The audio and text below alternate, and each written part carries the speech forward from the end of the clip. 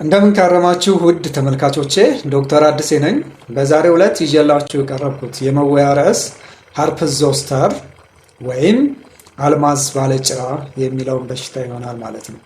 እውነት ለመናገር በእኛ በኢትዮጵያ ደረጃ በምናይበት ሰዓት በሕክምና ዙሪያ በማህበረሰባችን ዘንድ ብዙ የተሳሳቱ አመለካከቶች አሉ። ስለዚህ እነዚህ አመለካከቶችን እያረምን መሄድ ያስፈልጋል ማለት ነው። እንግዲህ ይሄ ሃርፐስ ዞስተር ወይም አልማዝ ባለጭራ እያልን የምንጠራት በሽታ በማህበረሰባችን ዘንድ እንሽላሊት በምትባል እንስሳት እሷ ሰውን በምነካበት ሰዓት የሚመጣ በሽታ ነው ብሎ የሚያምን አብዛኛው ማህበረሰብ አለ። ይሄ አመለካከት ግን የተሳሳተ አመለካከት ነው። ከዚህም በተጨማሪ በሕክምናው ላይ ከፍተኛ የሆነ ተጽዕኖ ያመጣል። ምክንያቱም ይቺ እንሽላሊት የምትባለው እንስሳት በልጆች ላይ ሊሆን ይችላል፣ በአዋቂዎች ላይ ሊሆን ይችላል። ልብሳቸውን ከነካች ወይም ሰውነታቸውን ከነካች ይሄ በሽታ ይከሰታል እና ዋና ሕክምናውም ይችን እንሽላሊቷን በመግደል ከደረቀች በኋላ ፈጭቶ ቁስሉ ላይ በመነስነስ ይድናል ብሎ የማመን ነገር ስላለ ወደ ሕክምና ቦታ ቶሎ ሳይመጡ ይቀሩና ላላስፈላጊ ኮምፕሊኬሽን ሲጋለጡ እናያለን ማለት ነው። ይሄ ትክክል ያልሆነ ነገር ነው።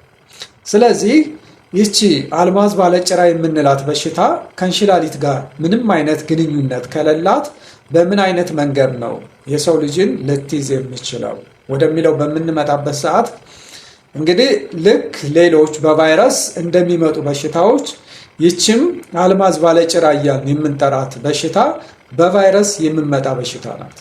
ይሄ ቫይረስ ምን ይባላል? ቫሪሴላ ዞስተር ቫይረስ እያልን የምንጠራው የቫይረስ አይነት ነው ማለት ነው። ይሄ ቫሪሴላ ቫይረስ ብለን የምንጠራው ደግሞ ብዙ ጊዜ በህፃንነት ወይም በልጅነት ጊዜ ልጆች የሚታመሟት በሽታ አለች። ቺክን ቦክስ ወይም ጉድፍ እያልን የምንጠራት ማለት ነው።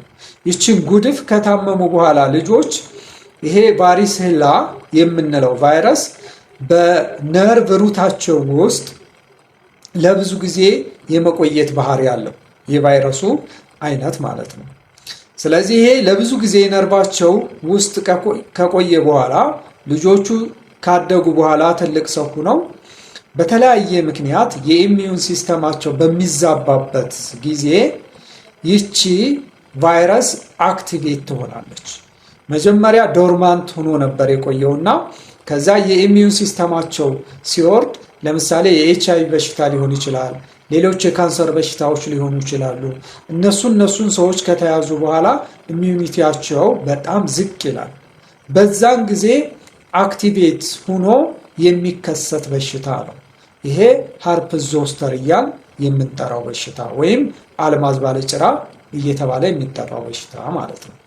ስለዚህ ይሄ ከሆነ እንግዲህ ዋና ምልክቶቹ ምን ሊሆኑ ይችላሉ ወደሚለው በምንመጣበት ሰዓት የመጀመሪያው እንግዲህ ሽፍታ ነው። ሽፍታ ይኖራል የሰውነት ክፍል ላይ። ግን ይሄ ሽፍታ በአንድ ጎን ብቻ ነው የሚታየው። ዋና መገለጫውም ይሄ ነው። ለምሳሌ በፊት የግራ ጎን ላይ ሽፍታው ከወጣ ወደ ቀኝ ጎን ወደፊት የቀኝ ጎን ክሮስ አያደርግም። ደረት ላይ ደግሞ የቀኝ ደረት ላይ ከወጣ ወደ ግራ ደረት ክፍል አያልፍም። ስለዚህ በአንድ የሰውነት ጎን ላይ ነው የሚከሰተው ሽፍታው ማለት ነው። ይሄ ሽፍታ ከተከሰተ በኋላ እንግዲህ በጣም ከፍተኛ የሆነ ህመም ይመጣል። በተለይ ህመሙ ከሽፍታው በፊት የሚከሰት ነው። ከሽፍታው በፊት ይከሰታል። ከዛ ሽፍታው እስከሚወጣበት ጊዜ በጣም ከፍተኛ የሆነ ህመም ይኖራል። እሱ ህመም እያስቸገረ ሲመጣ ሽፍታው በጣም እየበዛ ይመጣና ከዛ በኋላ ወደ ቁስልነት እየተቀየረ የቆዳ ክፍሉን በደንብ እንዲቆስል ያደርገዋል ማለት ነው። ከፍተኛ የሆነ ህመም ይኖረዋል ማለት ነው። የማቃጠል ስሜት አለው። በጣም ከፍተኛ የሆነ ልክ ቁስል በሚወጣበት ሰዓት እንደሚሰማን ስሜት የዚህ አይነት ከፍተኛ ህመም ያለው ስሜት ይሰማል ማለት ነው።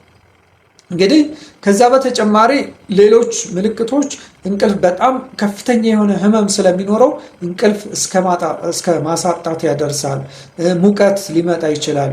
የራስ ምታት ይኖራል። እነዚህ እንግዲህ ዋና ምልክቶቹ ናቸው ማለት ነው። ስለዚህ በማንኛውም የሰውነት ክፍል ላይ ሊወጣ ይችላል፣ ግን በአንድ የሰውነት ጎን ላይ ነው የሚሆነው ማለት ነው። ፊት ላይ ከወጣ ፊት በአንድ ጎን ነው የሚሆነው። ትከሻም ላይ ከሆነ በአንድ የትከሻ ጎን ላይ ነው የሚሆነው። ደረትም ላይ ከሆነ እንደዚሁ፣ መቀመጫ ላይም ከሆነ እንደዚሁ ማለት ነው። ስለዚህ ይሄ በጣም ከፍተኛ የሆነ ጥርጣሬ እንድናሳድር ወይም የአልማዝ ባለጭራ በሽታ ለመሆኗ ከፍተኛ የሆነ የምንለይበት ዘዴ ከአንድ የሰውነት ክፍል ወደ ሌላ የሰውነት ክፍል ክሮስ አለማድረጉ ነው ማለት ነው። እንደዚህ ከሆነ ዋና አጋላጭ መንስኤዎቹ ምን ሊሆኑ ይችላሉ በምንልበት ሰዓት የመጀመሪያው እንግዲህ አንደኛ እድሜ ነው።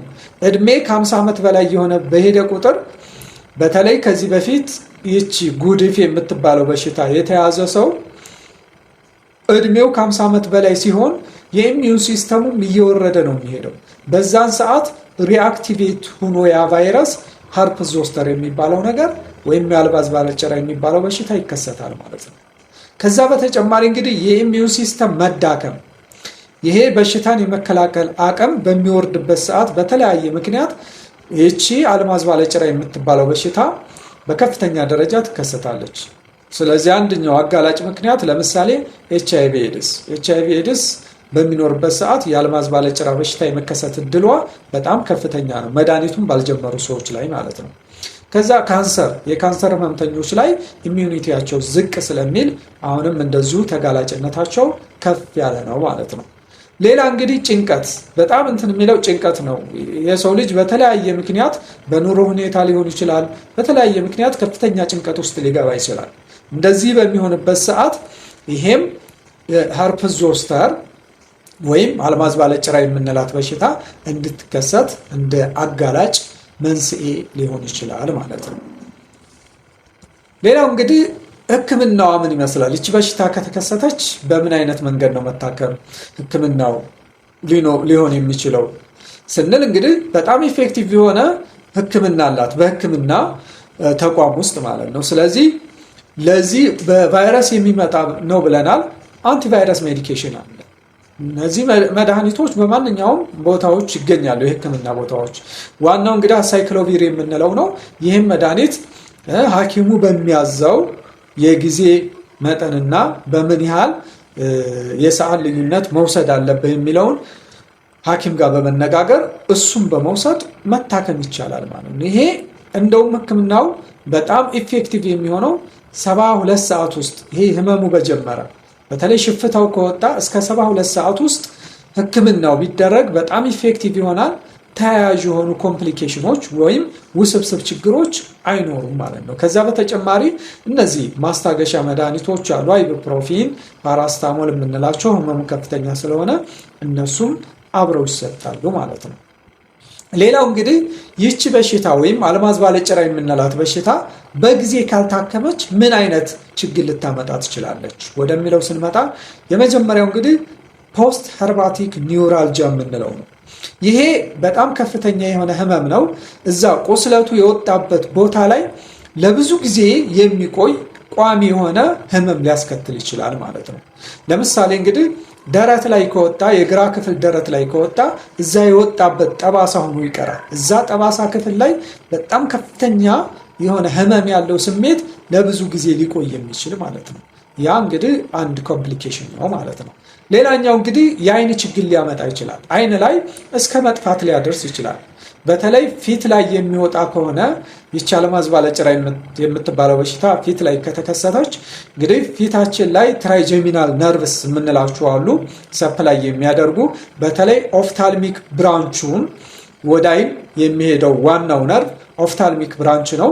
እሱን የሚያጠቃ ከሆነ እስከ አይን ማጥፋት ድረስ እስከ አይነ ስውርነት ሊያደርስ ይችላል። ስለዚህ በጊዜ በተለይ ፊት ላይ በሚወጣበት ጊዜ ቶሎ ህክምናውን ማግኘት በጣም አስፈላጊ ነገር ነው ማለት ነው። ከዛ በተጨማሪ እንግዲህ አንዳንድ ተያያዥ የሆኑ ከሲኤንኤስ ጋር ግንኙነት ያላቸው በሽታዎች እንደ ኢንሰፋላይተስ የምንላቸው አሉ፣ ሜኒንጃይተስ፣ ማጅራት ገትር፣ እንደዚህ አይነት በሽታዎች ሊከሰቱ ስለሚችሉ በጊዜ የህክምና አገልግሎቱን ማግኘት በጣም ጠቀሜታ ይኖረዋል ማለት ነው። እንግዲህ ይህችን በሽታ በምን ልንከላከላት እንችላለን? ዋና መከላከያ ዘዴዋ ክትባት አለ። ክትባት ይህን ክትባት መውሰድ ነው። እንግዲህ ክትባቱ 2 ዶዝ ነው የሚሰጠው። 2 ዶዝ ይሰጣል። ከ2 እስከ 6 ወር ባለው ልዩነት ነው የሚሰጠው ክትባቱ። ሁለተኛው ዶዝ ማለት ነው። 1 ዶዝ መጀመሪያ ይወሰዳል። ከዛ ሁለተኛው ወር ላይ ወይም ከ2 እስከ 6 ወር ባለው ሁለተኛው ዶዝ መወሰድ አለበት። እንደዚህ ከሆነ ኢፌክቲቭ ይሆናል ማለት ነው። ይሄ ደግሞ በተለይ ለእርጉዝ ሴቶች፣ በጣም ኢሚዩኒቲያቸው ለወረደ ለኤችአይቪ በሽተኞች፣ ለካንሰር በሽተኞች ቢሰጥ በጣም ጠቀሜታ ይኖረዋል ተብሎ ይታሰባል እና ይሄን በማድረግ በቀላሉ መከላከል እንችላለን ማለት ነው። ከዛ በተጨማሪ እንግዲህ የኢሚዩን ሲስተማችንን መጠበቅ፣ እሱ የኢሚዩን ሲስተምን የሚያዛቡ በሽታዎችን ቶሎ የሕክምና አገልግሎት በማድረግ እነሱን መታከም ማለት ነው። ኤችአይቪ ሊሆን ይችላል፣ የተለያዩ ካንሰር አይነቶች፣ እነሱን ቶሎ የሕክምና አገልግሎት ማግኘት ያስፈልጋል ማለት ነው።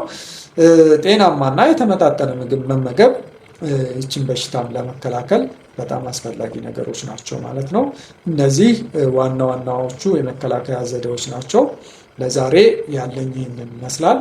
ስላዳመጣችሁን እጅግ አድርጌ አመሰግናለሁ።